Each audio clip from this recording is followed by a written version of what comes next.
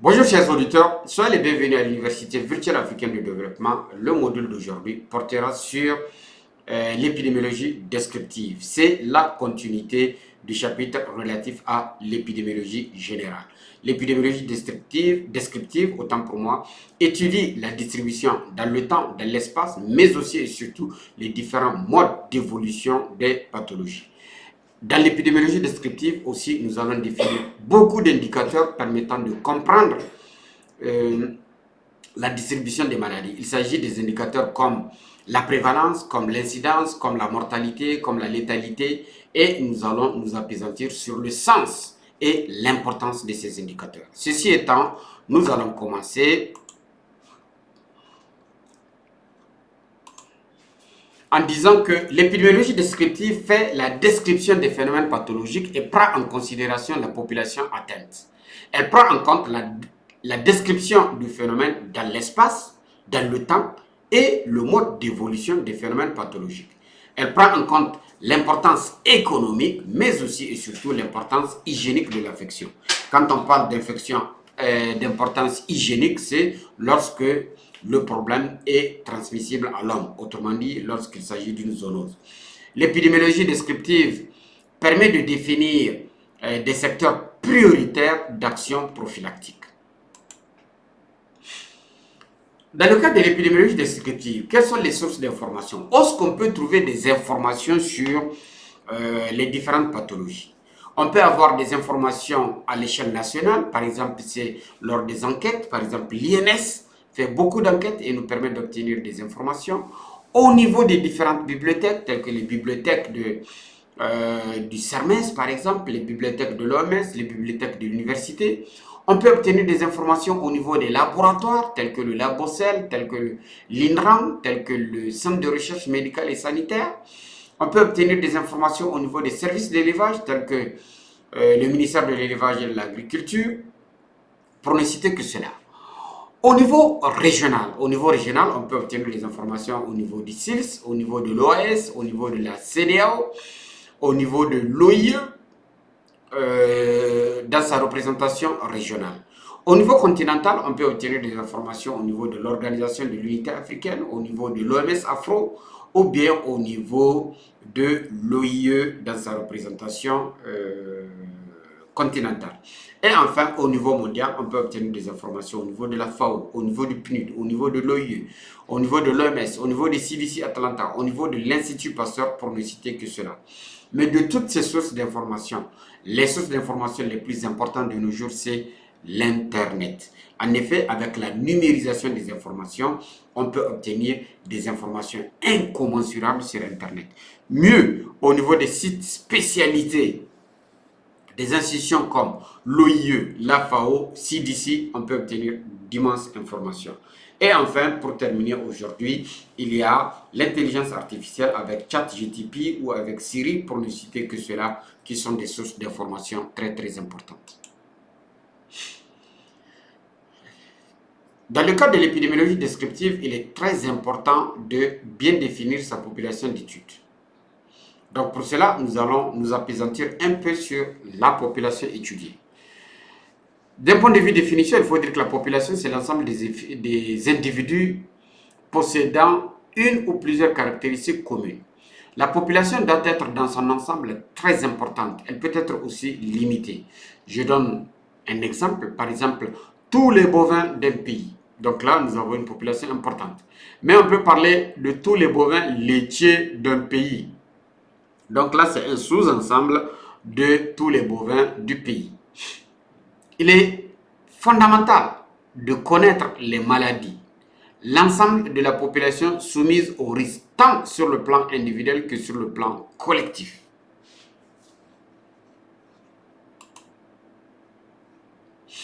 Donc, comme je le disais, il est très important de connaître la population affectée par comparaison à l'ensemble de la population et à l'ensemble des individus sur lesquels la maladie a un impact. C'est-à-dire les malades, oui, les malades ont été impactés par la maladie, les morts, ils ont été aussi impactés, il y a les contaminés aussi qui sont impactés. Donc par comparaison à la population totale, on peut définir des indicateurs ou des taux, comme par exemple le taux de morbidité, le taux de mortalité, le taux de létalité, pour ne citer que cela. Nous allons définir chacun de ces taux et montrer son importance. Le taux de morbidité, c'est le nombre de malades rapportés à la population de risque. Le taux de mortalité, c'est le nombre de morts rapportés à la population de risque. Le taux de létalité, quant à lui, c'est le nombre de morts rapportés au nombre de malades. Donc la létalité nous montre, ou plutôt reflète, la virulence du germe. Si le germe est très virulent, on aura beaucoup de décès dans les malades. Ce qui fait que nous aurons une létalité qui est très importante. Donc il faut retenir autant pour moi que la létalité reflète la virulence du germe. Par exemple, Ebola est très virulent. La pandémie de la COVID-19 nous a montré quand même en Afrique que la COVID-19 n'est pas très... Le SARS-CoV-2 n'est pas très virulent, car le nombre de morts par rapport au nombre de malades n'est pas très important. Parlons à présent de la distribution dans l'espace des maladies. La distribution dans l'espace permet d'avoir la notion de maladies qui sont focalisées ou la notion de maladies qui sont extensives. Les maladies focalisées ont tendance à être cantonnées dans une surface bien déterminée. C'est par exemple la fièvre de la vallée du Rift qui était cantonnée dans la fièvre de la vallée du Rift, même si aujourd'hui elle a tendance à être extensive. C'est le cas par exemple de la peste des petits ruminants qui est focalisée en Afrique occidentale. Par contre, il y a des maladies qui ont une tendance extensive, autrement dit qui ont une répartition géographique importante. C'est par exemple la fièvre afteuse. C'est par exemple l'infection au SARS-CoV-2 ou la COVID-19. Après la répartition dans l'espace, on va parler de la répartition dans le temps. Le nombre de cas peut être rapporté à l'unité de temps. Et l'unité de temps peut être le mois, tout comme il peut être l'année. On peut calculer ainsi la fréquence, qui est le nombre de cas rapportés par unité de temps. L'incidence, c'est le nombre de cas nouveaux. Je répète bien, le nombre de cas nouveaux rapportés à la population totale. Et l'incidence peut être instantanée, elle peut être aussi périodique. L'incidence peut être sur une période de 2 mois, ou sur une période de 6 mois, ou sur une période annuelle. La prévalence, c'est le nombre de cas totaux. Je répète bien, le nombre de cas totaux rapportés à la population totale. Et la prévalence peut être aussi instantanée ou périodique. L'incidence traduit en fait la contagiosité de la maladie. Lorsque nous avons une maladie qui a un très fort incidence, ça veut dire qu'il y a beaucoup de nouveaux cas qui se rajoutent aux cas existants. Donc, la contagion est forte. Quant à la prévalence, elle permet de connaître le nombre de cas soumis, le nombre de cas malades qui sont soumis au traitement. Et par conséquent, la prévalence permet de calculer le coût de la maladie, car le traitement a un coût. La différence entre l'incidence et la prévalence est fonction du pronostic de la maladie, autrement dit, de la durée de la maladie et de sa gravité. Le coût de la maladie est fonction de l'issue, et dans l'issue, il y a par exemple les morts, donc il y a les coûts dus au sujet perdu, il y a aussi les séquelles, autrement dit, les animaux qui se retrouvent avec des séquelles et qui perdent leur valeur. Si la maladie est d'évolution rapide, l'incidence est forte et la prévalence est faible. C'est-à-dire le nombre de cas nouveaux augmente, mais le nombre de cas totaux est faible par forte mortalité. C'est le cas par exemple de Ebola, de la maladie de Newcastle. Si la maladie est d'évolution lente, dans ce cas, l'incidence est faible et la prévalence est forte, car tous les cas nouveaux ne vont pas mourir, ils vont persister. C'est le cas de la tuberculose, qui le plus souvent a tendance à être une maladie chronique où les nouveaux cas ne vont pas mourir et ils vont persister. Parlons à présent du point important qui est l'évolution épidémiologique des maladies. Autrement dit, quelles sont les différentes formes épidémiologiques des maladies.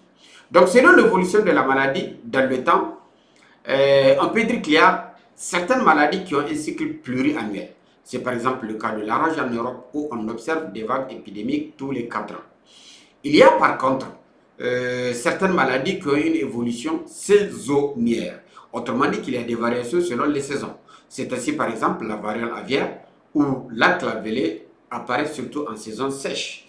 Par contre, il y a des maladies qui apparaissent surtout en saison humide. C'est le cas par exemple de la fièvre afteuse, c'est par exemple les arboviroses ou la caudriose qui sont le plus souvent des maladies dues à des vecteurs dont la pullulation est beaucoup plus importante pendant la saison pluvieuse ou la saison humide. En ce qui concerne les formes épidémiologiques empruntées par les maladies, on distingue les maladies sporadiques. Les maladies sporadiques, je répète une fois de plus, dans ce cas, c'est la présence de cas isolés qui apparaissent à des temps irréguliers et peu de sujets sont affectés. Donc, ce sont des cas sporadiques. Il y a des maladies endémiques ou enzootiques. Donc, l'affection, c'est une affection en permanence dans la zone. Donc, c'est un phénomène qui est illimité dans l'espace et limité dans le temps. Donc, je répète, il y a des maladies endémiques ou enzootiques. Donc, ce sont des affections en permanence dans la zone. Donc, c'est un phénomène qui est limité dans l'espace et qui est illimité dans le temps. Illimité dans le temps parce qu'il y a la persistance. Donc, c'est enzootique. Il y a des maladies épidémiques ou épizootiques.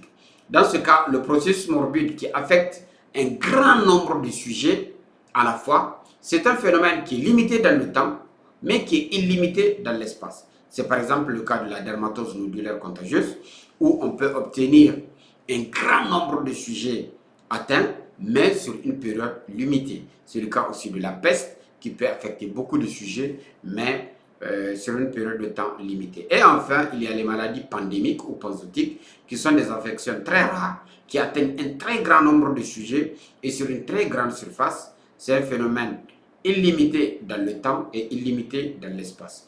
Et en 2019-2021, nous avons connu la pandémie de la COVID-19.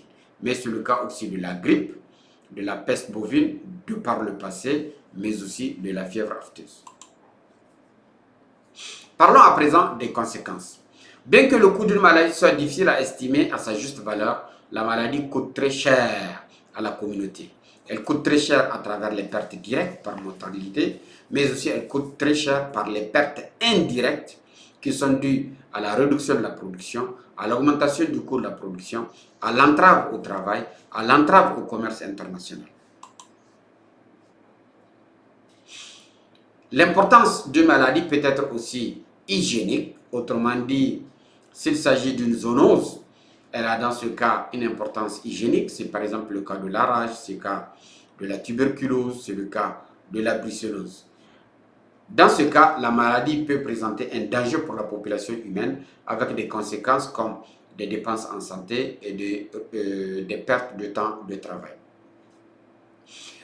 Donc, l'épidémiologie descriptive fournit une masse de données qui permet d'émettre des hypothèses de travail et recenser les faits. Les questions que l'on se pose trouveront leur réponse dans l'épidémiologie analytique qui sera l'objet du chapitre suivant. Donc voilà, chers collaborateurs, ce que j'ai bien voulu vous présenter dans le cadre de ce module relatif à l'épidémiologie descriptive et j'ose espérer que vous avez retenu l'essentiel. Une fois de plus, l'épidémiologie descriptive s'occupe de la distribution dans le temps, de la distribution dans l'espace des phénomènes morbides.